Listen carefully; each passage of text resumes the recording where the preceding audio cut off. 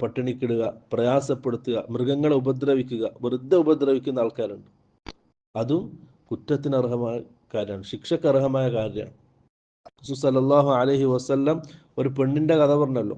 ആ പെണ്ണൊരു പൂച്ചയെ കെട്ടിയിട്ടു, അതിനെ ഇളക്കി വിട്ടില്ല. ഇളക്കി വിട്ടായിരുന്നെങ്കിൽ അതെന്തെങ്കിലും പാറ്റകളൊക്കെ തിന്ന് ജീവിക്കുമായിരുന്നു.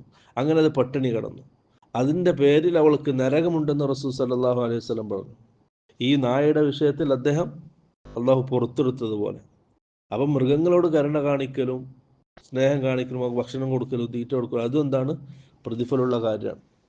നമുക്ക് പാപങ്ങൾ മാപ്പാക്കപ്പെടാനുള്ള ഒരു സബബും കൂടിയാണത്.